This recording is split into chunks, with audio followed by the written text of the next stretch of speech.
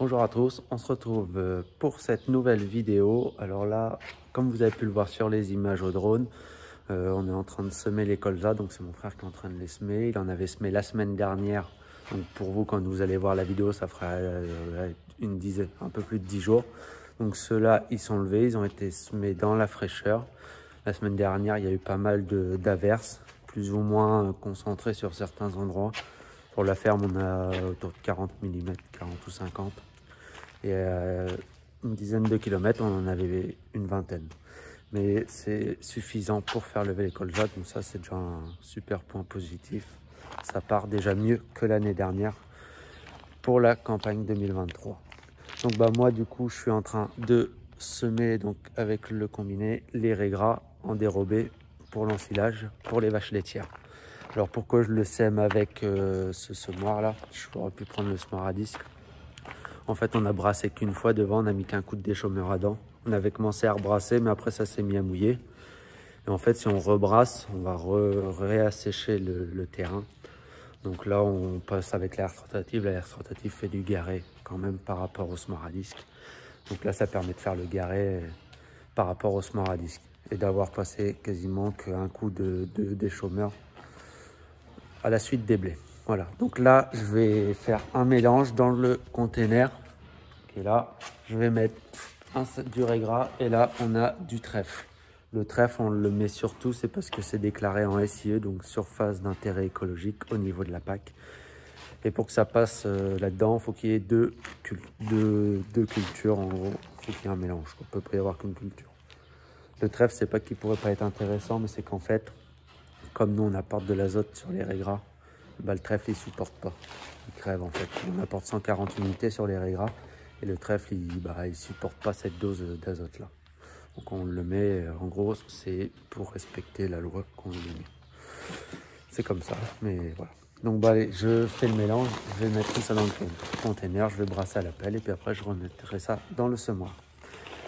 Et après, on ira au champ, je vous ferai voir ce que je fais au champ quand j'arrive et je vous mettrai des images au drone. Et après, à la fin de la vidéo, je vous ferai voir. La semaine dernière, du coup, moi, j'étais pas là, j'étais en vacances. C'était pas hyper bien tombé parce que il y avait des ensilages et tout. Ils ont eu pas mal d'ensilages chez nous, chez des collègues, les semis de colza à faire.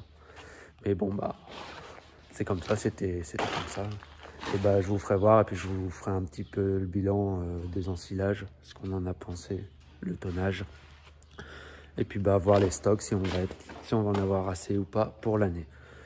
Bon allez, je fais le mélange et puis je vous fais voir.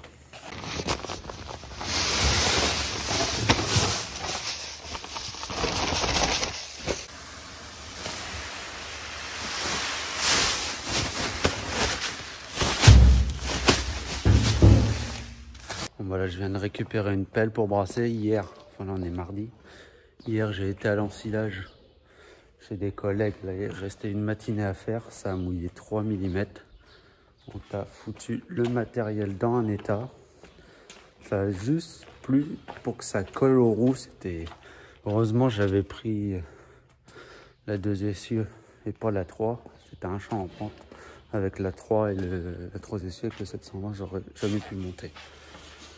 Enfin bon, c'est fini. Les ensilages sont finis partout. C'est clôturé. Même sur la Cuma, l'ensileuse elle a quasiment fini, il me semble. On a été les derniers. Bon là, je vais brasser ça à la pelle. Je pose le téléphone et puis je vous reprends après quand je vais vider.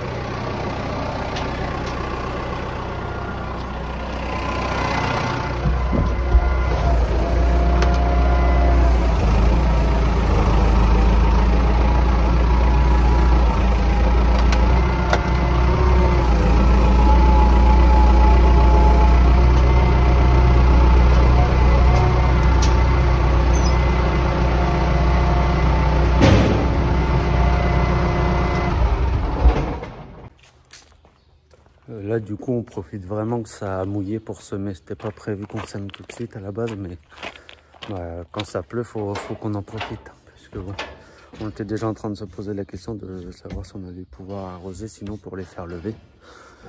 Donc là, dès que ça pleut, ils en ranoncent peut-être des orages en fin de semaine, donc on essaye vraiment d'en profiter. Là, je sème à 28 kg à l'hectare, donc en gros, c'est 22-23 kg de régras italien et 5 kg de trèfle. Je vous ai pas fait voir le réglage parce qu'ils l'avaient réglé la semaine dernière. Ils avaient commencé à semer, mais après, comme ça, à mouiller, ils ont arrêté. En gros, tu règles là, la petite manivelle.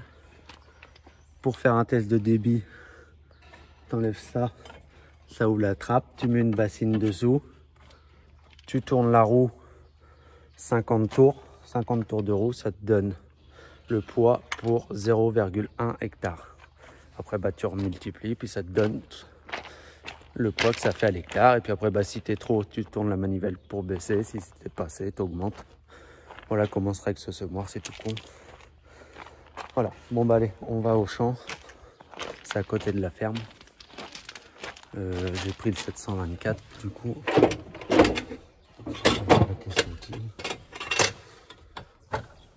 Bon, là, je viens d'arriver dans le champ. Le bâtiment, c'est la ferme, donc on est au pied de la ferme, ça c'est top, on travaille au pied de la ferme. Et ce que je fais à chaque fois que, alors je viens de mettre la soufflerie du semoir en route, ce que je fais à chaque fois, c'est que quand je recharge ou que je change de champ, je vais passer ma main sur les sabots, voir s'il y a de l'air, pour voir s'il n'y a pas un rang qui est bouché. Comme là, je mets ma main comme ça sur tous les rangs en fait. Comme ça, je vois s'il y en a un qui est bouché et après, je fais tourner la roue pour voir si la semence ça sort bien, s'il n'y a pas de problème. Parce que les conneries de semis, de rang bouché et tout, ça nous est déjà arrivé. Bon, ça arrive à tout le monde. Mais moi, ça me pète ça me casse les couilles parce que quand ça lève, après, c'est dégueulasse. C'est un peu préjudiciable pour le rendement, mais quand ça lève, qu'il manque des rangs ou quoi, c'est pas beau. Donc, j'essaye d'y regarder assez souvent. Voilà. Bon, allez, je fais ça. Puis là, je sais pas si vous voyez, j'ai fait 2 tours de champ et après je fais toutes mes longueurs. Et puis après à la fin je referai 3 tours. Comme ça je tourne quasiment pas sur ce que j'ai semé. J'aime pas trop tourner sur ce que j'ai semé. Bon après je le fais avec le combiné avec le Smaragdis que je fais les tours avant, on n'a pas le choix. Bon après on a tous notre technique de semis, hein. Moi j'ai celle-là, mon père a pas la même, mon frère a pas la même, mon salarié n'a pas les mêmes. Après chacun fait comme il veut, en tant que ça lève, après c'est pas de problème. Donc là le garet, donc on est vraiment dans de la terre de groix. Là il y a un peu de fraîcheur, ça colle à peine à la main. On va y mettre un coup de rouleau derrière. C'est pour ça qu'on voulait pas rebrasser, parce que dans ces terres là ça fait un peu égouttoir à nous, hein. Comme ça pleut, ça s'en va très vite, ça tient pas trop la fraîcheur. Après cette terre elle a d'autres avantages, c'est que tu peux la travailler comme tu veux, tu peux faire tu crées quasiment jamais de tassement. Après elle a des potentiels moindres, mais voilà, ça a ses avantages et ses inconvénients. Puis après là dans ce champ là il y a l'irrigation. Là au total j'en ai 2 champs à faire. J'en ai déjà fait un, j'ai fini ce qu'ils avaient commencé, et puis après là il y en a une vingtaine d'hectares. Donc on va en avoir autour de 28-29 hectares de régras. Et en termes de semis, après, mon frère il a semé 50 hectares de colza. On a 10 hectares, une dizaine d'hectares de luzerne à semer. Et après, on va avoir autour de 45 ou 50 hectares de seigle mélangé à de la févrole à semer. Donc là, ça c'est tous les semis, plus tous les couverts. Après, des mélanges févrole avec d'autres espèces, où je vous ferai voir, je ferai une vidéo. Donc ça c'est vraiment tout ce qu'on a à semer là dans les prochains jours et dans les deux prochaines semaines. Avant, on va essayer de semer ça avant le 15 septembre, tout ça. Donc ça fait, voilà ce que ça peut faire en semis pour le moment, ce qu'on sait. Allez, je vous laisse sur des images au drone.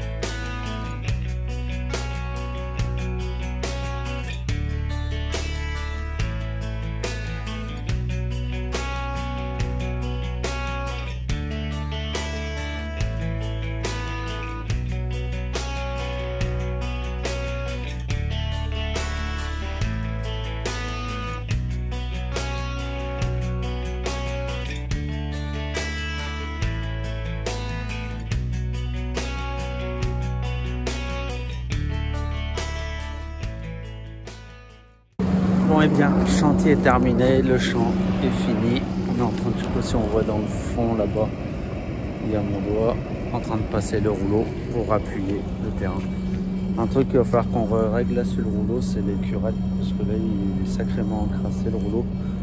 Les curettes elles sont trop loin et j'ai eu une ou deux fois des bourrages où le rouleau tournait plus, donc ça va falloir qu'on le règle.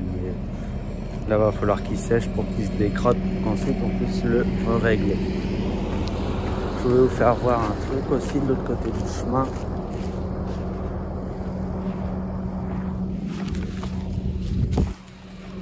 On avait semé du Moa au mois de juin, quand ça avait mouillé une cinquantaine de millimètres après les moissons d'orge. On a semé donc sur 5-6 hectares.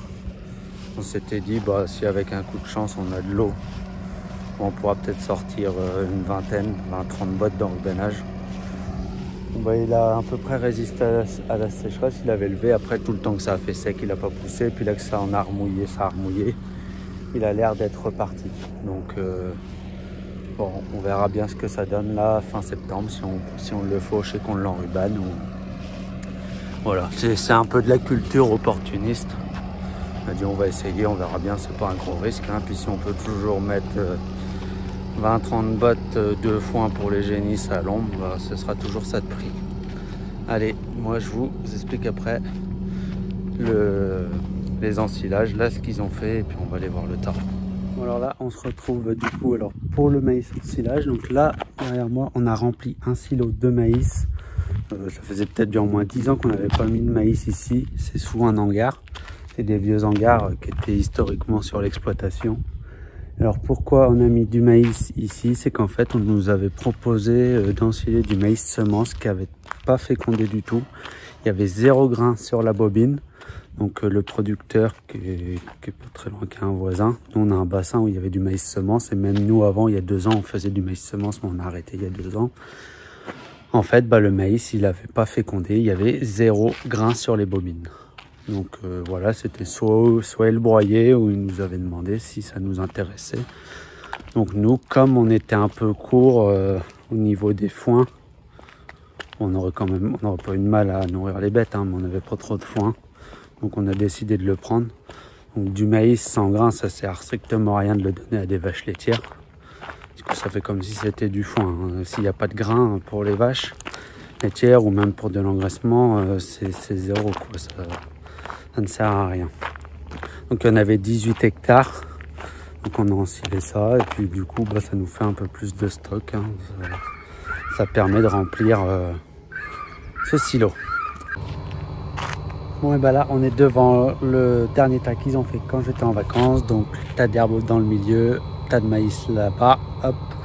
Donc bah là il y en a 18 hectares plus 4 hectares dans un champ qui était prévu de garder en maïs grain et qu'en fait on en a ensilé parce que ça n'avait pas rempli le tas.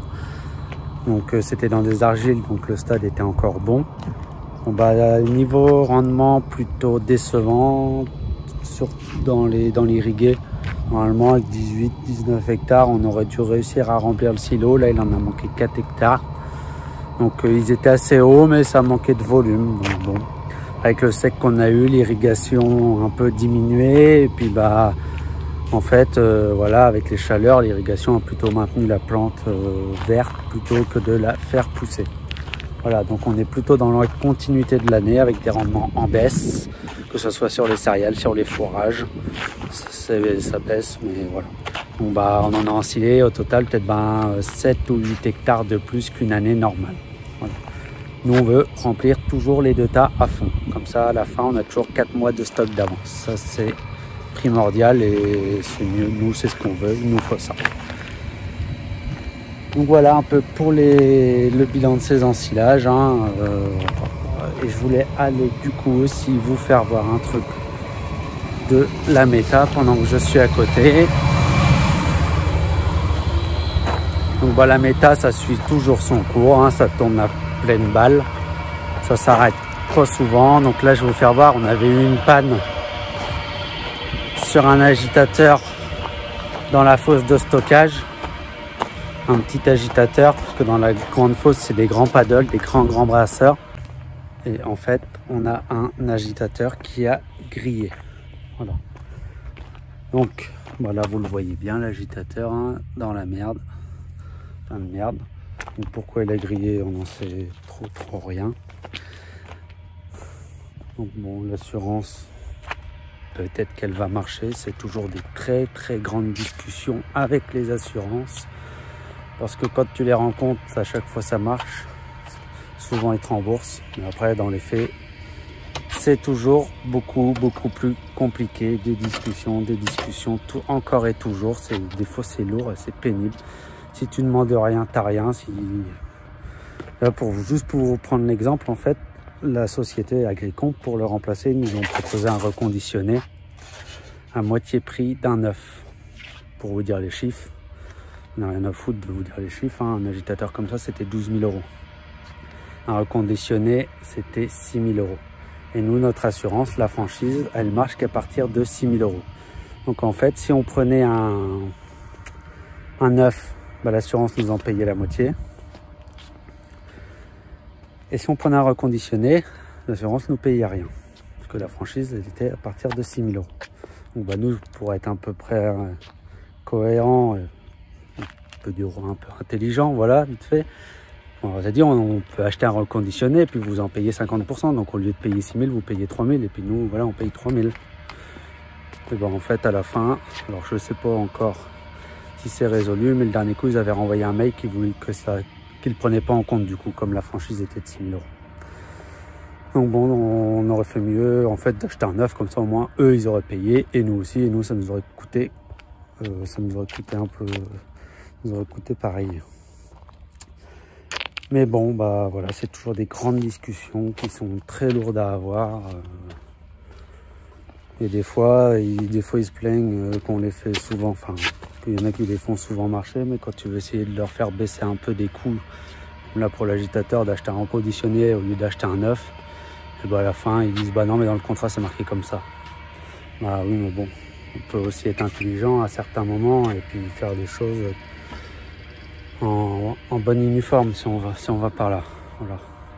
Bon et bien moi je vous souhaite une bonne semaine et portez-vous bien. Et puis bah, moi je vous dis à la semaine prochaine. La semaine prochaine on va semer les couverts. Donc je vous présenterai tout ça.